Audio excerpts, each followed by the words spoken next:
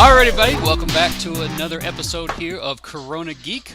I'm your host, Charles McKeever, and today we're going to talk all about Corona development using our mobile development using Corona SDK.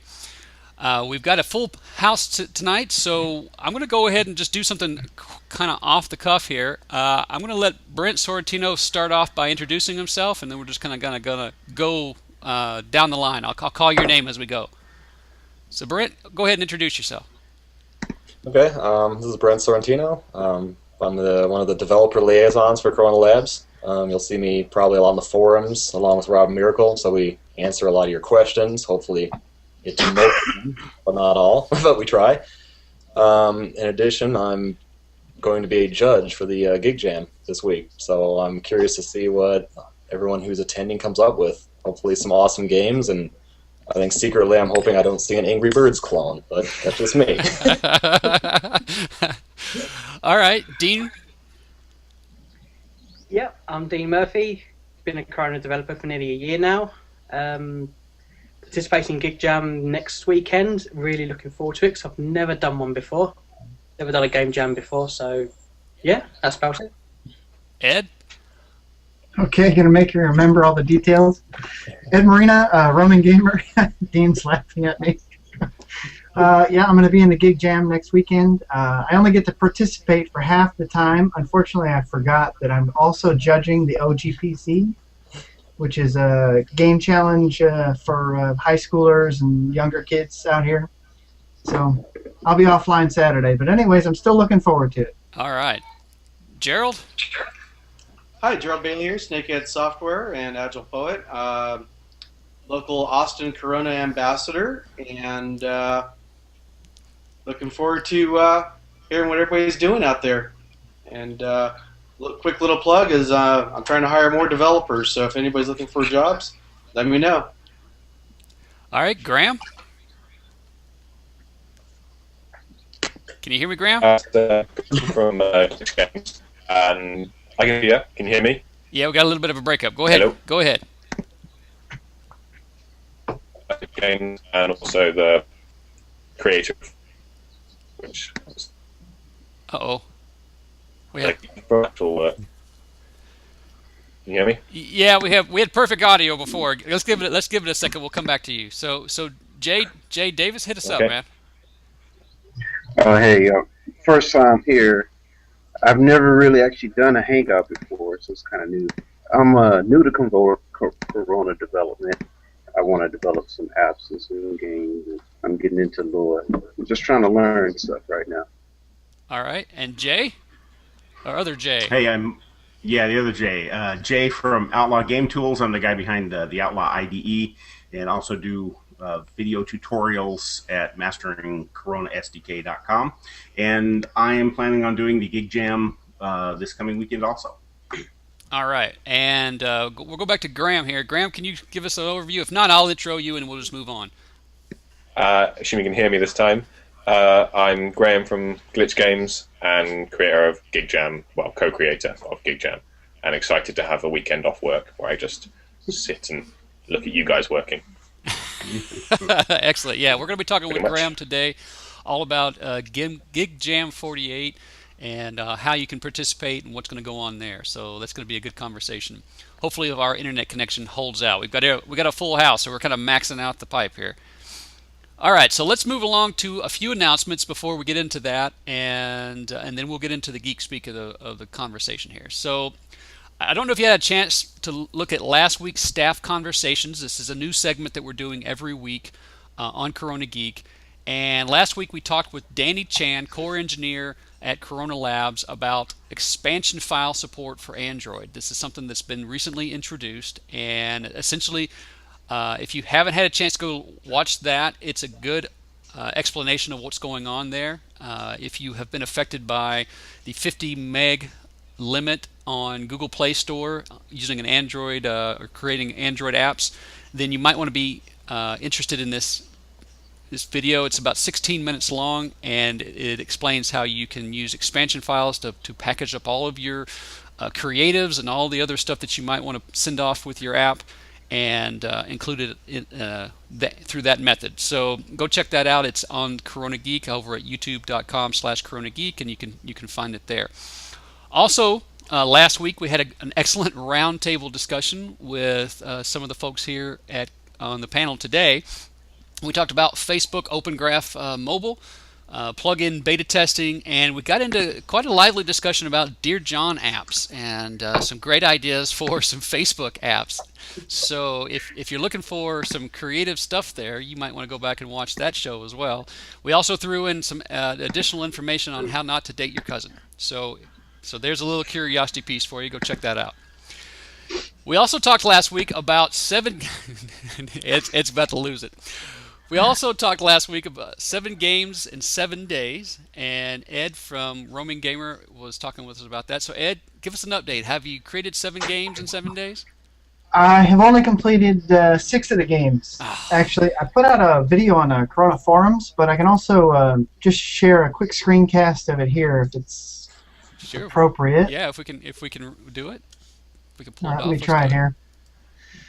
All right, so I basically I wanted to get warmed up for the GIGJam, and interestingly enough, it's going to be worth the warm up, or it was a good idea because, like I said, I only get to be in the jam for about 24 hours, so I'm going to have to stay on the same schedule I used for this project. Okay, good. Not to talk too long. You had a question? No. Okay, I ended up making 6 games, and basically what I did was I just chose games that I saw on the web and tried to do a clone, and then I took and I modified the mechanics a little bit. So I won't run through them all, but basically the first one here is like a magnet game that attracts your piece, and you can see my cursor moving slowly.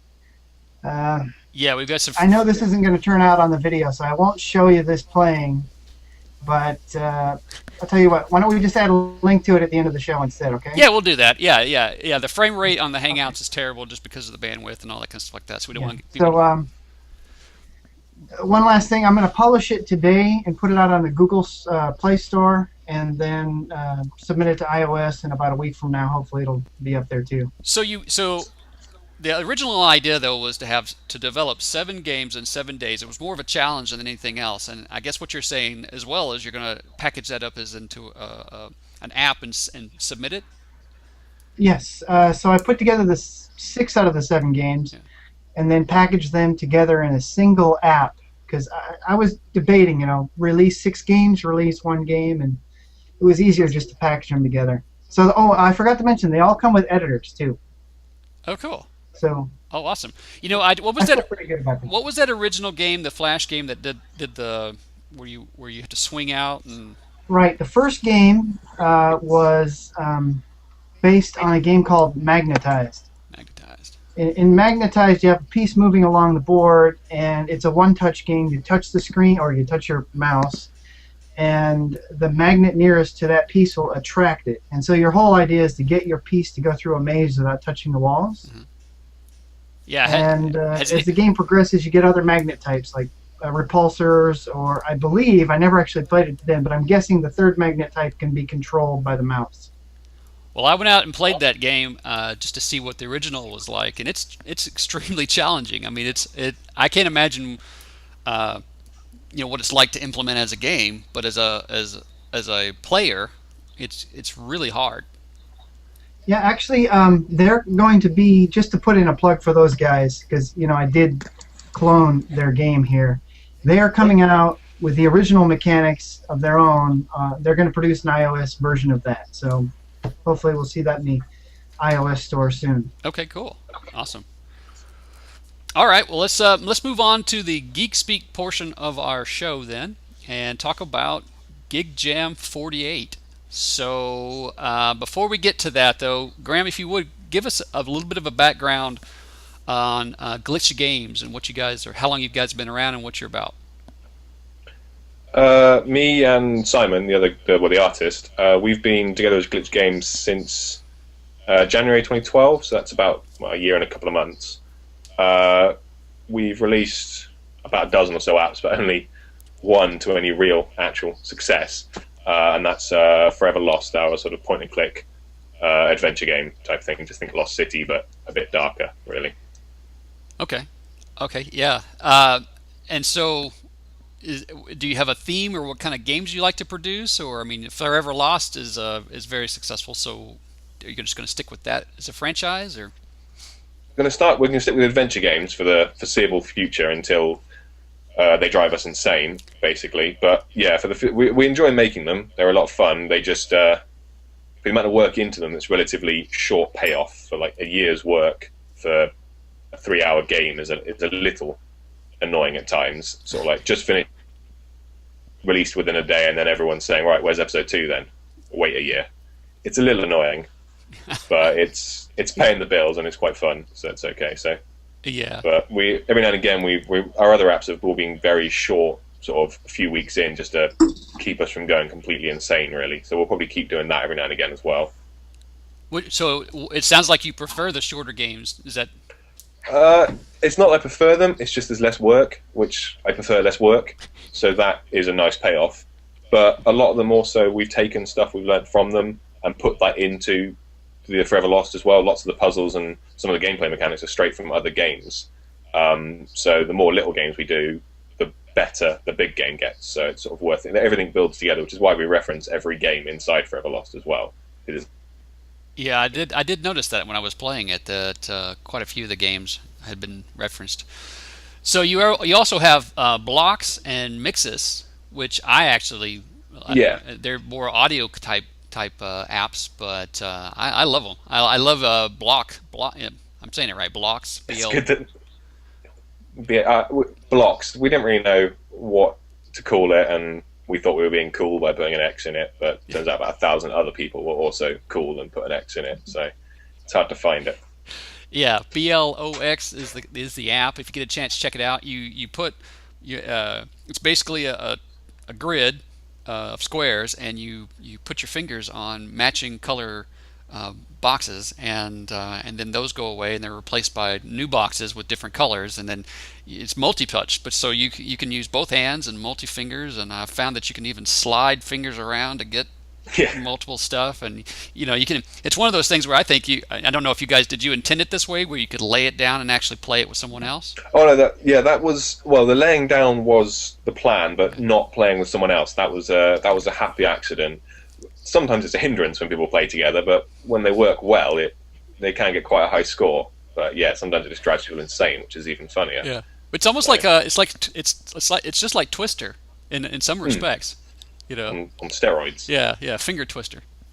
Yeah, that'd probably been a better name, actually. Finger twister. Yeah, provided you could have got around to the copyright issues or whatever. That's a good point, actually. Yeah. All right, so you also have Glitch Games that produces the games, but you also have a library, a Glitch Games library, and so tell us about that. Why was that created and stuff like that?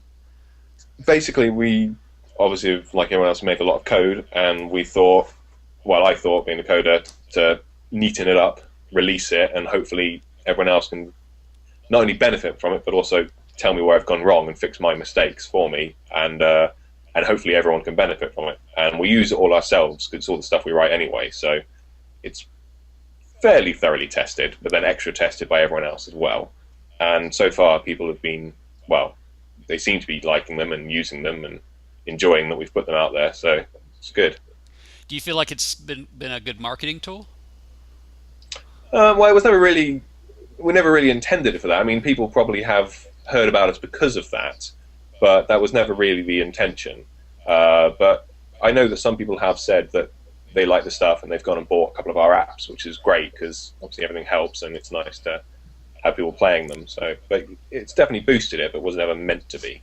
Okay, it's good. Yeah, I would think it wouldn't necessarily be because it's obviously developers are the target audience for libraries and not necessarily consumers. But with maybe everybody writing articles about it and mentioning it throughout the blogosphere, it seems like that would only help. Yeah, it's all more links back to our website. So yeah, I mean that's definitely got to help. Yeah. Interesting. I just wanted to ask you that question because I figured, it seems like a fairly beneficial thing to do all around. Well, let's talk about GIGJam then. So how did you come up with this idea of GIGJam? and what actually is GIGJam 48? Well, a lot of it came from the Techority 48-hour challenge from Peach a couple of years ago, and also I participated in Dare to Be Digital in the UK back in 2008, which is like essentially a 10-week hackathon. Basically, the combination of playing in that one and judging and taking part in Peach's one, and then the seeming lack of any more in Corona, it just seemed like a good idea to do it, basically. And again, it's something to do for a couple of days to keep us busy and not killing everyone. You're right. So that's always fun. No, that's awesome. Yeah, we had talked about doing something internally, and then you guys popped up and said, "Hey, let's do this. We're putting this together, and let's do this." And we thought, well, great. Let's I mean, anytime that the community can put something together, it's even better, right? It's better than because you guys can come up with better things than we can on these types of events and stuff. I mean, we get kind of pigeonholed in ideas, and the community is much more creative in that respect. So what kind of games should you produce on for this event? Is it going to be theme based? I mean, is it There will be there is a theme which will be announced pretty much sort of at kickoff, maybe a couple of minutes before, just for any internet issues. But yeah, I mean, there's a theme, but it's meant to be open to interpretation. And the more interpretive could be, the better. Basically, just pretty much anything you can do in 48, simplify it a lot to actually get it done in 48 hours. But yeah, specific genre or anything like that. It's just a theme to try and make sure people can't just make the game beforehand and then just submit it, basically. Okay. Not that anyone would. You're right. But yeah, at the Global Game Jam in San Francisco, that was one of the first ones that I had been to, and it was very interesting to see them say, "Okay, here's the theme," and they played like probably 2 seconds of an audio clip, and it of course it sounded like a heartbeat, and then that was it, and they're like, "Okay, go." Wow. So you're going to do something like that? Or are you going to just sort of put it out there? Is it probably just put it out there, but although that does sound quite tempting to just do something quite completely abstract and just send people completely scrambling for the first hour or so, just trying to work out what on earth it is. But yeah, it really was very tempting. It lent, like I said, it lent itself to be. Most people in the room thought it sounded like a heartbeat, but you could have come up with anything, really. It could have been, because it was just a kind of the thump. You could have come up with anything. So it was very abstract in that respect. So what have you ever organized one of these events before? Or I can barely organize myself, let alone one of these sort of things. So yeah, it's going to be a learning experiment for myself as well. I mean, other than judging one, never organized one. So far it's pretty much organized itself, really. So that was quite nice. It didn't require too much planning. Okay. But no, it's good. Has it been difficult to come up with sponsors? That was actually surprisingly easy. We thought we'd be trying to get blood from a stone, but it's pretty much, we've put out emails to as many people as you could, and pretty much every one of them got back saying, yeah, we'd love to. A few people have said that we hadn't even thought of have come out and said, look, can we offer some prizes up, sort of thing. So no, that's been relatively straightforward, and it's just coming in quickly. Okay. So it's great. And what kind of prizes have you been able to round up? We've got things like Corona licenses, obviously, we've got a few of those. Then we've got various software tools like Acon, a graphics program, and various ones like we've got some tutorials from Jay, actually, some video tutorials from Jay, and things like promo slots on Thumb Arcade, which is sort of like a promotional site to help indie developers get their game. We're on there as well. It's definitely been helping, as well as some membership from other sites, Level Helper, Game Helper sort of package. Basically any Corona tool really that you can think of, we've near enough got a license for it, really, for up for grabs, and a few other ones that are just general game dev, really. Awesome. It's been great. Awesome. I noticed you had 5 winning spots. Yeah. Why did you decide on 5 as opposed to first, second, and third? That was the plan, 3, but then so many prizes came in, it just seemed like kismet to just make 5 instead, and because I mean there's still plenty for every person, and just seemed like it'd be more fun for everyone, really. Just more things to go for. Oh, that's cool. So, what are the rules for GIGJam 48? What do you have to know? Relatively straightforward. It's 48 hours long from 4th of May midnight to midnight on Sunday. You can be in teams of 1, teams of 20. There's no limit as long as you tell us and the judges how many are in your team. You can use prior artwork, prior code, again, as long as you declare that you've used it. Just get it done in 48 hours, submit within an hour of closing via Dropbox or FTP. That's all going to get sorted out and explained.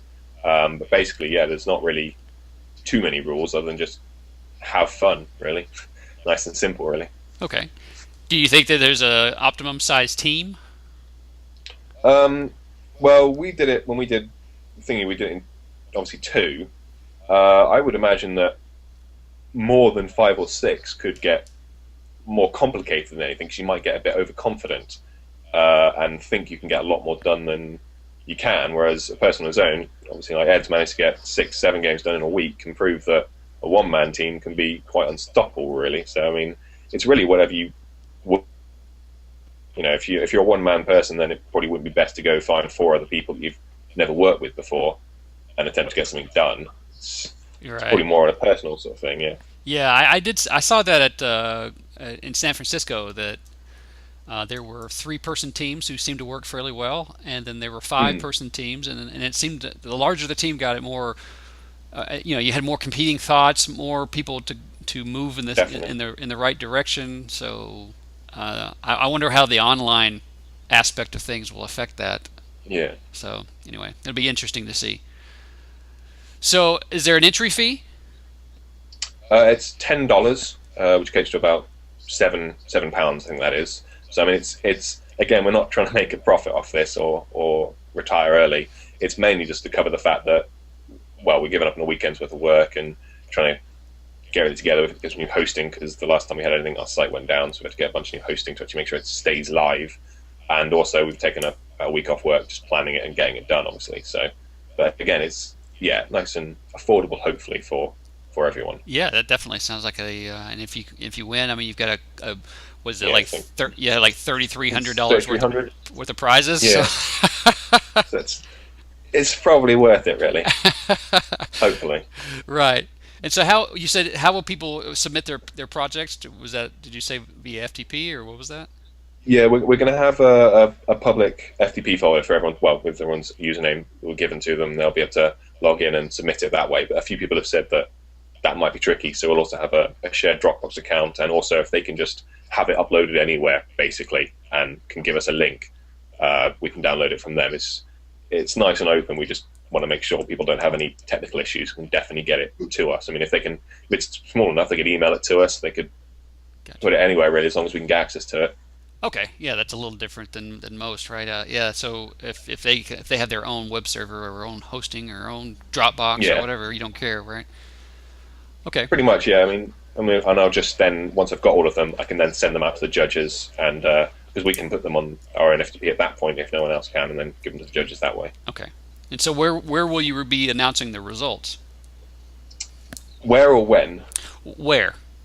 Where will be? It'll be on the GIGJam page. I think you've linked at the beginning, but we can link it again, obviously, and on our blog and on the Corona forums, Twitter, Facebook, everywhere we can, really, and to the people individually once it's done, just to make sure they definitely saw the posts. Okay. And when do you think that'll be posted? We're hoping within a week or two. It depends how many entrants there are and how many actual people manage to submit, sort of thing. And we've got 5 judges, I think, so hopefully we can get everything done relatively soon. But obviously, we don't want to force the judges to take too much time out of their own work just to expedite it. So we're giving them a lax for them to make sure they don't rush anything. And what's the judging criteria? What factors are you going to look at? We've got 4 criteria. It's like creativity, fun, sort of the interpretation of the theme, how they stuck to the theme or what they did with the theme, and sort of just the general overall feel for the whole game, really. Okay. So is there going to be any sort of code review or anything like that, or is it just going to be just how the game plays itself? Pretty much, yeah. It's if the judge would be thinking they are the final user, they don't. It doesn't matter how it was made or what it looks like. All that matters is it runs in front. It works or it doesn't work, sort of thing. I think clean code in 48 hours would be a bit extreme and a bit unfair, I think. So yeah. Yeah, I've participated in some previous. They weren't game jams, but they were some coding events like that. And of course, like you say, I was always concerned about what people were going to, if they were going to judge it based on the merits of the code itself, as opposed to the actual end product. And so I'm always concerned about that aspect of it. So when would be the last day to register for the participate? Because it's actually coming this weekend, right? It's going to be Saturday and Sunday of this weekend. Yeah.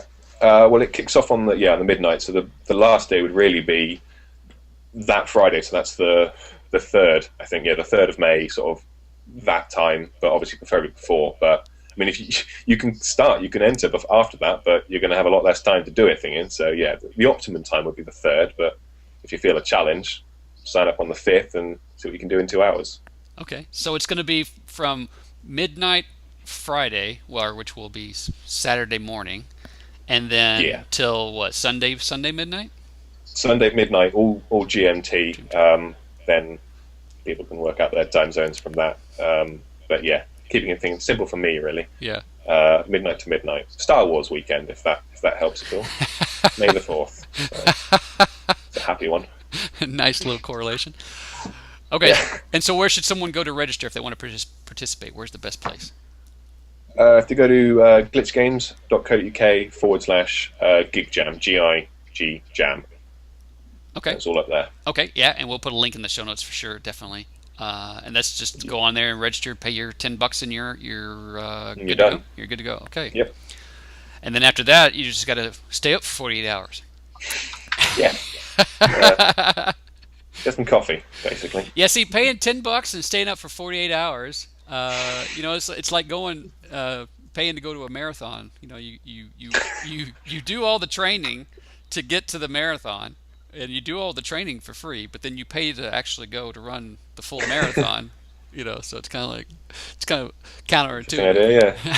Yeah. Well, that's good. That's exciting. I'm looking forward to seeing how many people participate, see what comes out of it, and just to see all that kind of stuff. Now, is there a hashtag for the event? Should people be using it throughout the event? If possible, yeah. It's hashtag GIGJam, and yeah, it'd be great if people could sort of rally around that and post screenshots or anything, sort of make sure everyone can see what everyone else is doing and make it a big community thing, really. Yeah, it seems like it would definitely be a good thing to go out and kind of let people know, encourage each other, and let everybody know where you're at and how you're doing, and that sort of thing. Just kind of promote it as much as possible. All right, well, great. Thanks, guys, for putting that together. We appreciate it, and I hope it goes well. So let's move on to analytics. Let's talk a little bit about analytics. Did everybody see the announcement last week that analytics are back? Yay! Yay! Matthew says yay in the chat. Dean said yay out loud. Matthew said Dean in the chat.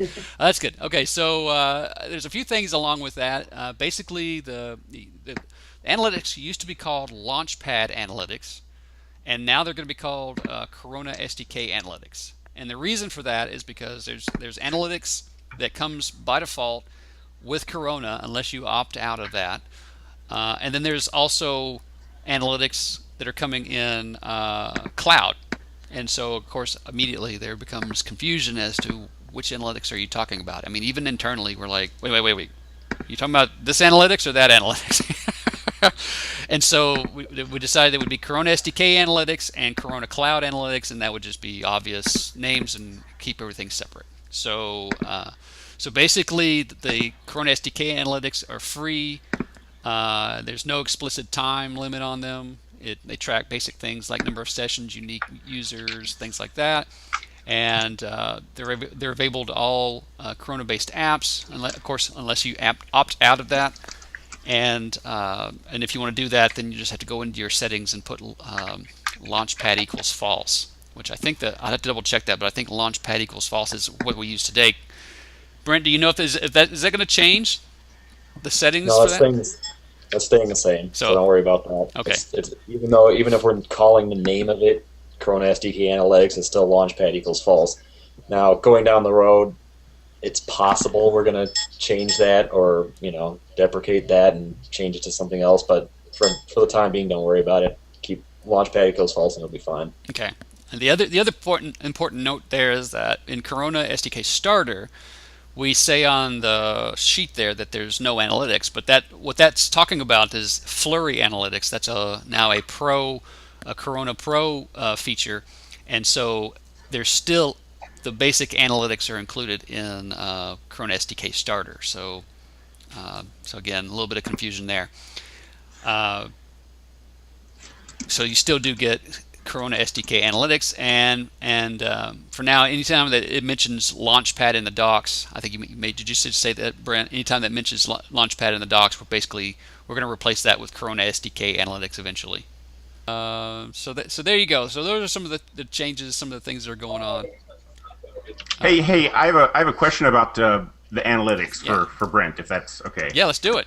So if you don't turn it off, it is turned on for your app automatically. Is that correct? Yeah, that's correct. Okay, so if I go to the dashboard and go to analytics, I should be able to see all of this stuff. Right. So if I have my list of apps there and I click one of them and it says no device sessions found for the past month, is that because it just came back and it's still buffering things in the background, or what's the deal with that? Or should it be showing at this point? I believe, there's going to be some things that need to be buffered and coming back. So you might have lost a little bit in there, but everything going back to, I can't remember the exact date. There was a certain date where everything is logged properly. So if you're not seeing anything, then... Yeah, on some of my apps, that's not surprising.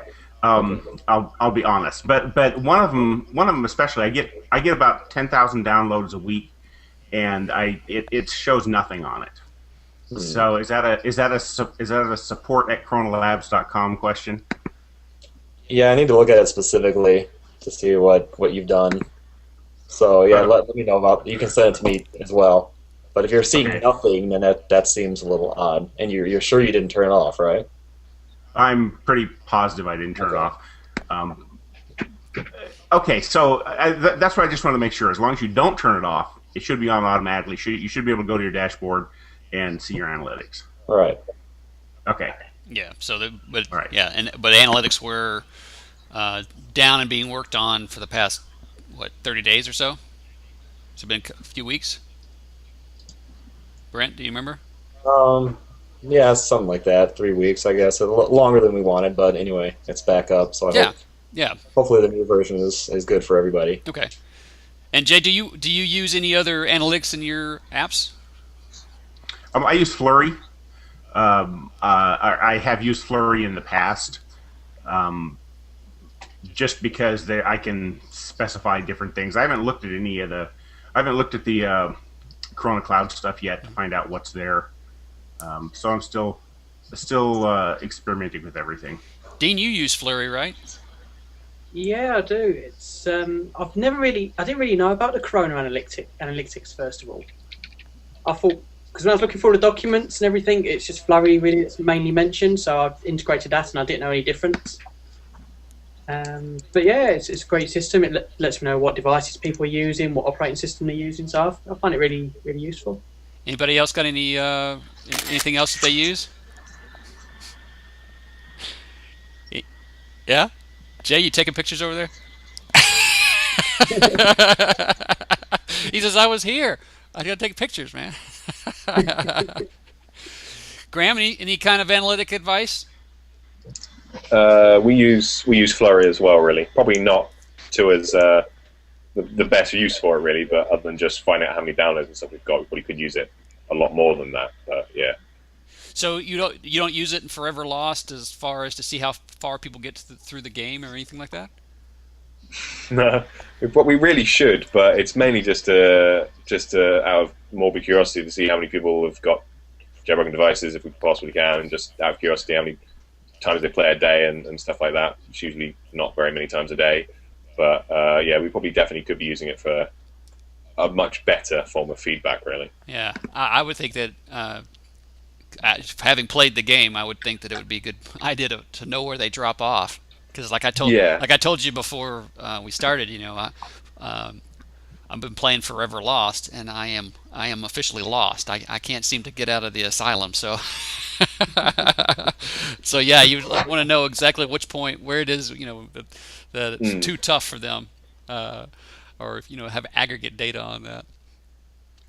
Did you say, kind of going back to that for a moment? You said earlier that you have enough your storyline for 3 games. You're going to be doing a third Forever Lost. Yeah, as long as enough people get number 2 that we can still afford to eat and make it, then yeah, there will be a third one coming. So it's all mostly planned out, sort of thing. You're right. So yeah, it's pretty much there. And 2 is coming out when?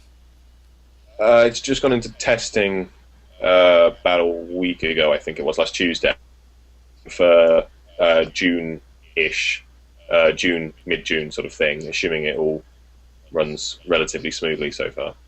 But yeah. Okay, good. I'm looking forward to it. I'm hopefully by then I'll be out of the asylum, so I can move on to the next part of the franchise. Are they dependent on each other? Can you play them independently, or does it pick up where the story left off before?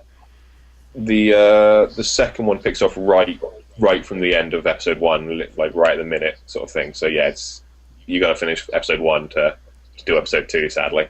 Really? Okay. So you you couldn't pick up? Do you think somebody could pick it up? You probably could. I mean, you don't necessarily need to know the story to play the game, but if you want to know the story, then yeah, episode 2 would probably be a bit confusing because it's the beginning sort of thing, and because to the end of episode 1. Okay. And you said, are there any kind of surprises in 2 or 3 that we should look forward to? There's certainly some things. If you like some of the bits in episode 1, like we mentioned, the sort of iPad game inside a game type thing, and those sort of things. If you liked that, then there's a few things in episode 2 that you hopefully will enjoy as well. Yeah. That again took more effort than were really for the payoff, really, but it's hopefully worth it. Yeah. So for anybody who doesn't know what we're talking about, Forever Lost is basically that you wake up in an asylum, or you wake up in a room. You don't even know where you are, laying on some lumpy mattress in some dingy little room, and you have to figure out how to get out of the room. And then when you get out of the room, you figure out that you're in an asylum of some sort, and then you try to figure out how to get out of that. Which I like the way that you guys structure it. You get out of a room, which leads into a hallway, and then once you get into a hallway, then you have to figure out how to get out of that. So it's like each time you feel trapped each time. So I thought that was an interesting psychology. And some people are trapped. Yeah. Ooh, maybe we should ooh. So the next one should be called W2.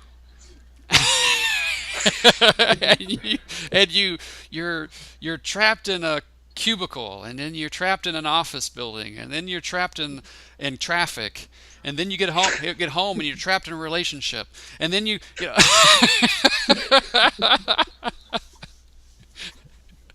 That might be too close to some people's lives. Oh no! Everybody, yeah, people would buy it though. I think people would buy it, especially if they could solve it, because then they would maybe have some therapy for their own. Yeah, maybe it is unsolvable. It's unsolvable. Maybe you just have to go right to hobo, as my daughter likes to call it. Not homeless. They're not homeless. They're hobos. Which it's much more. It's much softer if you think about it. A hobo, is somebody who is on a train that travels the world, right? Travels along and meets interesting people. So. Right, they've got all that freedom. Yeah. Yeah, freedom. Exactly. A hobo has freedom. A homeless person is, they're. There we go. Yeah, right. What? They're just living. Yeah. What'd you say, Ed? I said, there we go. Freedom. Oh, Freedom. Yeah, there we go. Let's not even go there, okay? All right, let's not even go Dear there. John. Yeah, no. It last time our conversation completely went downhill. All right, so that's enough about analytics. I think you get the idea. There's a lot of great stuff in Corona Cloud Analytics, and you can go check that out on the Corona Labs website. I won't go through it all, but it's an interesting laundry list of analytics that are coming. I just wanted to say, Charles, Yeah. just a slight follow-up. This might be related to Jay's issue. If it's an Android app and you have not enabled internet permissions, you will not get analytics. So that might be the issue he's having, but I'm not sure. Just remember that little catch. You have to enable your Android internet permissions, or you will not get analytics at all. Yeah, that's a good hint. In this case, that's not it. But oh, okay. Well, anyway, that's for the general knowledge, though, of everybody using analytics. Just remember that little catch. Now, is that, Brent? Is that something new, or is that something that's been around for a while? It's been around, but I just documented it in the guides probably a week ago or 2 weeks ago. Yeah. So, and not everybody checks those all the time, but anyway, just a note. Yeah, you're going through and updating all the documentation and everything, right? I mean, all the guides and everything. Yeah, all the new guides you see are pretty much mine, I guess. I'm not taking entirely credit for everything inside them, but I am writing them. So, You're right. You know. Yeah, and you've touched them a good bit of them so far. Yeah, there's about 20 or 25 up now, I think, and more coming every week. So just keep an eye out. I'm trying to improve on the ones that were there, make sure the info is entirely accurate. And if something is not accurate, please, at the bottom, there's 3 buttons. Like it, but, or hate it. Let me know. And that's the best way to report if you don't like something in it, or if you find something missing, anything you think should be added, just report on those buttons. That'll get to me right away, and I'll make sure it goes in. For example, coming this week, Apple pretty much revamped their entire iOS developer portal, and so I need to change the guide for that. But it's good. They've simplified it, and they've a lot of people have had a lot of trouble with that in the past, or it's just a really complex process, as anyone who's done iOS knows. Anyway, it's better. But I will be writing a new guide on that, how to use the new one and all that. So look for that this week. Usually anytime that you make things easy for the user, it's more work for the developer. And I think we all understand that, right? I mean, when someone says, I just want it to be simple, or I want it to be clean, or I want it to be easy, you're like, oh man. Because, making it something, hard and crappy and clunky is easy, right? I mean, for the developer standpoint. And so when I first got my developer account from Apple and got into their system, I was like, wow, this is the most convoluted, system I've ever been in. And it seems very hard and very clunky, which is amazing because the consumer products are all about ease of use and user experience, and not so much for the developer. Not so much at all. But it's better now. They finally got a clue, and you can actually finally get rid of old app IDs. Oh, good. It only took them 3 years to allow that. Good. I got to go check that out. I haven't been in there in a while. Yeah. You have to scroll forever, though, to see all your devices. There's a few things about it that makes it a lot less friendly. Yeah. If you're a large developer. Okay. All right. Was anybody got anything that they want to share or report before we head out today? Gerald, I know you got some interesting stuff going on, right? Yeah, we've got a lot of projects that we're doing in Corona. Many of which are not games, but a few of them are. We're kind of excited about them. So we've got some fun stuff that we're doing. But as I mentioned earlier, definitely trying to hire a couple more Corona employees, or employees to come work for us and do Corona apps. So if anybody's out there looking, give me a shout. It's just go to Snakehead Software, right?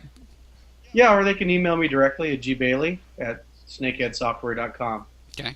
Yeah, and you're down in the Austin area, so do they have to be in the Austin area? They don't have to be. I would prefer for them to be, however. Okay. Will they be coming into the office, or is it just you want them just generally located to you? Every once in a while, we'll do client meetings, and it'd be good to have them nearby so they can come in if there's any questions, that sort of thing. But you know, like I said, it's not required necessarily, but I would definitely prefer it if we could. Okay, awesome. And Jay, how's Outlaw going these days? Have you made the full transition over to that title? Yeah. ChronoProjectManager.com is still there, but if you go to the download page, it links you over to OutlawGameTools.com.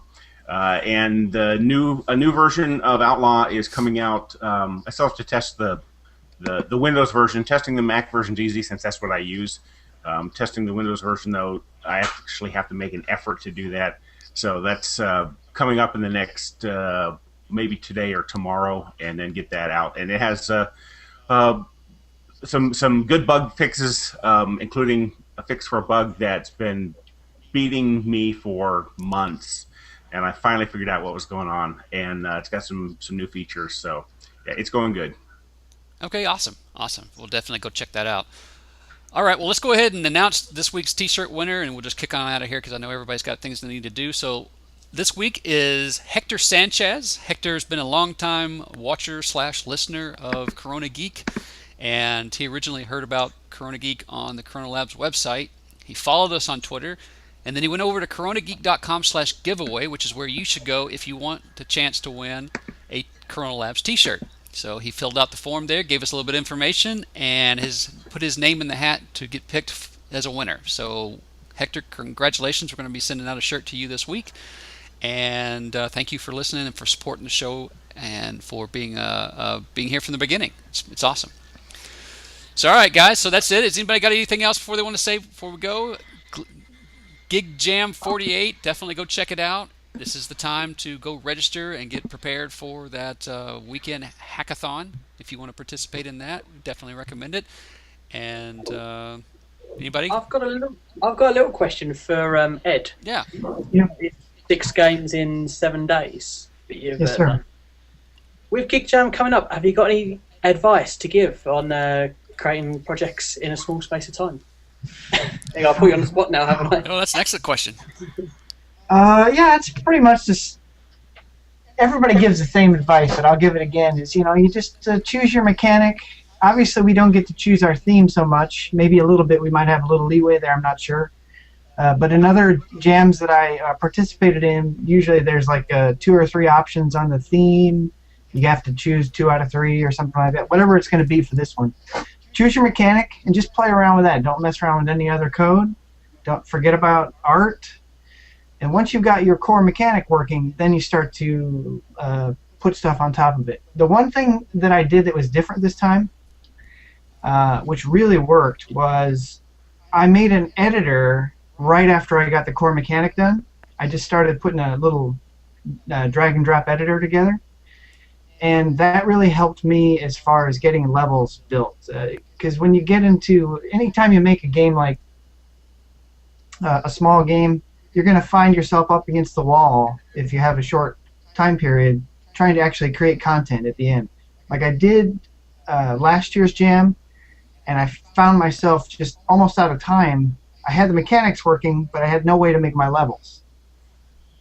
So, core mechanic, no art, then wrap that up and add a editor if you have time, and then make your content or your levels. That was my favourite part of your demo, the looking at the level editor, because you just code quick and so easy to make anything. And use Graham's code, or you could use SSK Corona too, but mine's a little messier. So, do you have any recommendations? How long should people spend on art? Should they focus more on the mechanics? No time. No time. No time. Get an artist. If you're by yourself, get an artist. Don't Graham, we're allowed to use clip art and stuff like that, right? Yeah, as long as you don't say it's yours, yeah, you can do whatever you want, really. Right. Yeah. So I mean, it's certainly better if you can do your own art. But if you're up against the wall, then use clip art or use programmer art. I used a lot of programmer art in mine. All this stuff here is just hand drawn. So Cool. That's pretty Go much ahead. it. Don't spend time on art, man.